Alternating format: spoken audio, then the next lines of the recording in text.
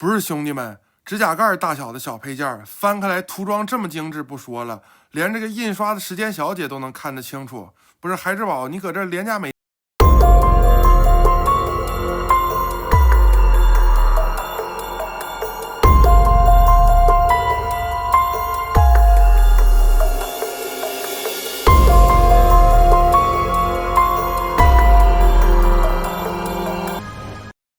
理解热爱，分享快乐。Hello， 大家好，欢迎来到鲨鱼分享。每出正月就是年，在这里呢，祝大家新年快乐。新的一年里呢，也希望大家都能买到自己喜欢的玩具，身体健康，工作顺利，万事如意。那么本人呢，对洛基的电视剧系列是尤为喜爱的，所以在过年回老家的这个期间呢，又重新收集了一些洛基的系列周边。提到洛基的电视剧系列呢，那由欧文·威尔逊所扮演的莫比乌斯绝对是这个系列不可或缺的重要角色。那他以诙谐幽默又略带深意的表演风格呢，给我们呈现了一个亦师亦友的引导者角色。不过作为一个衍生美剧的角色啊，那莫比乌斯呢是没有得到很多被实体化的机会，只有我们的孩之宝的 Marvel Legends 啊推出了它的单盒限定。那今天呢就来简单的看一下包装盒方面呢，作为廉价美系还是比较直接的，可以看到正面有 Loki 的电视剧的标志，还有莫比乌斯的名称。我个人呢是比较喜欢这个中心 TVA 的这个标志啊。然后从侧面呢，你可以看到莫比乌斯的这个艺术插画，背面呢是一个完整的插画和它的一点故事介绍。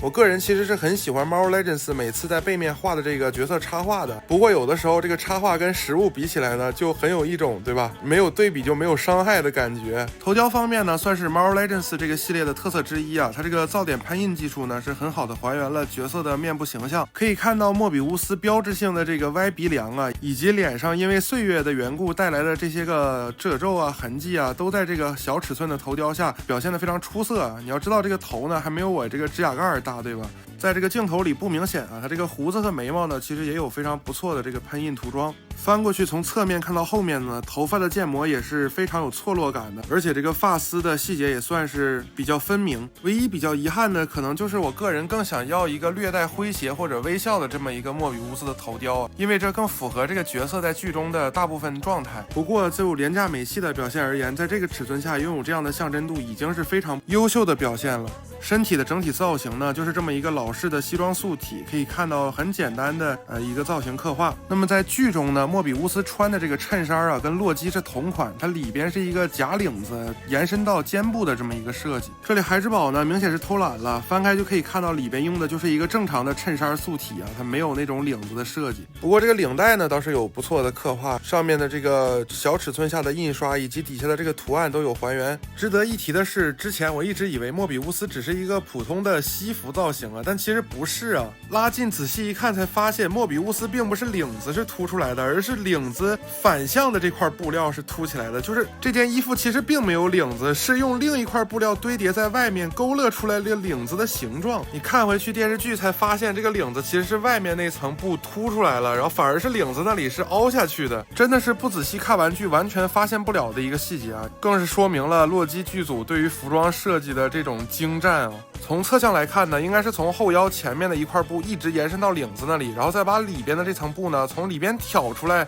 放到了顶上缝线的这样一个状态啊，实在是很精湛的剪裁设计了。皮带呢也是做了简单的涂装啊，而且腰带扣上呢也做了电视剧里这种裂纹的质感，不过近看的话细节可能会有点糊啊，跟这个包装盒上的呢还是有一定差距的。袖子和手的造型呢就很普通了，甚至这个老式关节呢不是无孔关节，看起来很丑。那底下这个裤子也很怪，你看我把它的裤线对准造型之后呢，它整个是一个罗圈腿的这么一个状态啊，脚踝也往里边。当你想要去调整它的时候，你会发现它的脚腕和它的腿是一体的，靠涂装分色的，也就是说它根本就不具备调整的可能性啊。当你把它正常恢复到位的时候，它就是罗圈腿的。如果你想它正常站立呢，那它这个细节一定是穿帮的，裤线是接不上的，而且依然可以看到细节也是比较的糊啊。Marvel Legends 有些产品呢就喜欢用这种比较薄的这个关节连接轴啊，中间还有缝隙，就一动这个腿都晃荡啊，跟那个断了一样。那简单演示一下这款的可动，头部360度，抬头低头呢都没有什么问题。左右侧摆呢，因为是靠脖子那里一个大关节连接的一个转轴啊，所以说角度和状态呢都非常的奇怪。